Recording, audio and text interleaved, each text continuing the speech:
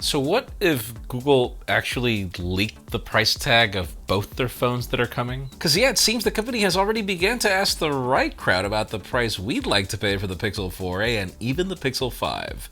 Some new sketches show us a possible design for the regular Galaxy Note 20, and it looks like IFA will start having a physical event this year, but there's sort of a catch. I'm Jaime Rivera, and alright, I get it. We need to stay home, we need to stay healthy. It's just, to get the invitation of a possible event, the idea of going back to the trade show and just getting some normalcy, it pumped me up today. This is Pocketnow Daily.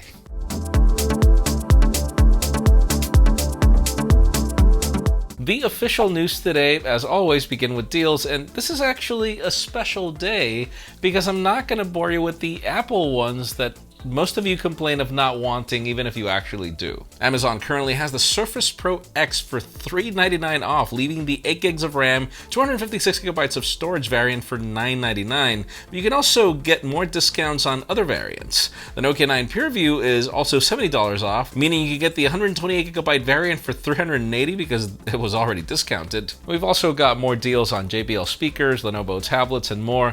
Though Surface Pro X, I'm actually working on a video of that particular product because of how much I love it. Stay tuned for that. $999 for that product is really compelling.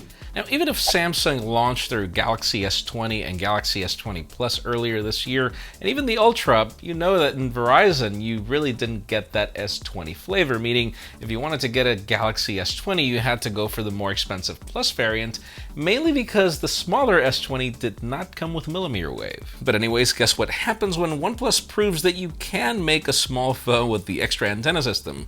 Verizon is now releasing the regular 6.2-inch Galaxy S20 5G in an exclusive cloud white color variant that reminds us of that color we loved on the S10 Plus. Pre-orders will be available on May 21st and will launch officially on June 4th. And obviously it will take advantage of Verizon's blazing fast mmWave so long as you're in areas that support it, even though the company is already rolling out their other rest of their 5G system. So this is actually a really good product. I think that the S20, the small variant, is one of the favorites of a lot of people that I know, so good choice. And I think Sony is one of those companies where every single time that I make any review about their products, I call it either the anti-2018 smartphone or the anti-2019. And I didn't even do the review of the Xperia 1 because there was just so many things wrong with it. So yes, the company has been late to consider pop-up cameras because they were also around 3 years late to curves, and then another, 4 years late to getting good photos out of their own sensors. Now we have a new patent from the company that was cleared earlier this month, and it's an interesting pop-up camera. Now the reason why it's interesting is because the phone has some very slim bezels all around it. It actually has two possible pop-up modules, one from the top for the camera and one from the bottom for the speakers. According to the patent, only the top part would extend whenever you use the camera, and if you're playing a video or a game, both sides would pop out for you to get a more immersive audio experience. Now don't get me wrong, I'm not saying that this idea is not bad, Alright, Sony, experiment. I think that would actually be compelling. Let's just hope you can actually hold the product as well. Now finally, with all the mess happening with COVID-19, there is a light at the end of the tunnel. We've had so many trade shows canceled. Most of us are like, my God, when are we going to get some normalcy? And well, you remember a couple of weeks ago, the German government issued a couple of restrictions which pretty much canceled IFA, or at least made it digital. But today, things have changed. Sort of. During a live stream today, IFA's executive director said that a physical event will be happening, though with strict attendee limits. Now, even if Germany allows gatherings of up to 5,000 people, IFA will be very strict and will allow a maximum of 1,000 people to each section of the event per day. The event will not be open to the public and it will be shortened to 3 days. It will take place in Berlin and it will happen from September 3rd to September 5th. Now, an interesting change is that the press conference will be held in the same central place instead of different booths, and only around 800 journalists from around the world will be able to attend. So yes, there's the option of IFA being virtual as well for those that are interested, but I think that these are positive changes to IFA regardless, because honestly, going around different parts of the city to events was a mess.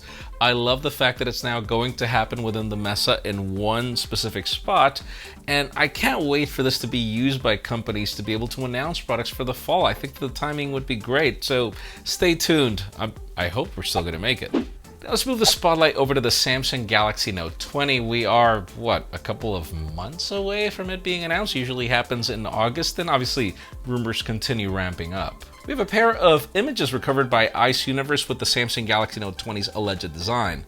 This is the regular Note 20 and not the Plus variant. It brings a pretty boxy design, like the one from the previous Galaxy Note 10.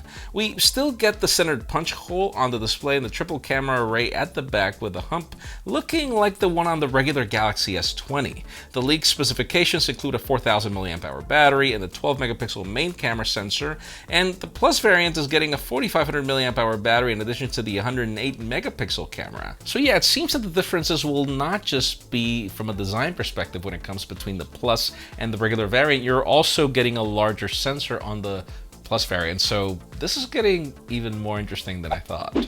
And finally, the hottest news today have to do with Google. I mean, the company has been notorious for its leaks. I mean, we totally saw it with the Pixel 4, then we have totally seen it with the Pixel 4a, and today it just gets even more obvious. But let's begin with the first part of the leaks, as these are actually two. First, the same source that has showed us tests and samples has just showed his prototype on a 4A live stream, which basically gave us a better idea of the dimensions of the phone. He also claimed that the phone had a strong haptic motor, if that's anything to be proud about. Now, to get into the hot and obvious part, there's a new survey from Google which popped up on Reddit asking users if they would be interested in buying a Pixel phone with a durable plastic build, a 3.5mm headphone jack that starts at $349, which is sort of the alleged price tag that we talked about last week. And the survey doesn't stop there, and also ask about the best flagship Google phone, which features the best-in-class camera, wireless charging, and water resistance, as well as early access to the latest Google features for, get this, $699. Now, this also goes along with the leaks that apparently the Google Pixel 5 will not necessarily be a flagship. So let us know in the comments down below. $349 for the Pixel 4a, $699 for the Google Pixel 5. What do you think about these price tags? Because in my case, I mean, hey, it's no $299 for the Pixel 4a, but I think $399 would be great. It would be good enough for that range. Now, $699 for the Pixel 5. This gets interesting as Google has proven that they don't need flagship hardware to give us flagship performance with their A lineup. So honestly, I wouldn't mind if they price the phone at the same level as the iPhone 11 and give us a really, really good experience. I mean, people forgive the iPhone 11 for being ugly thanks to the price. So I think that that would be the best strategy the company could bring, but that's just me. Leave us a comment down below. We'd love to know what would be your ideal price. Friends, again, if you want to get the news earlier, follow us on Pocketnow.com and subscribe to our channel for more videos like this one. Also, follow us on social media as our extended coverage happens on Instagram, and follow me on my personal handles to see me get enthusiastic about possible trade shows that I could possibly go to eventually. Please give this video a thumbs up if you like what you saw. I'm Jaime Rivera. Thanks so much for watching. We'll see you tomorrow.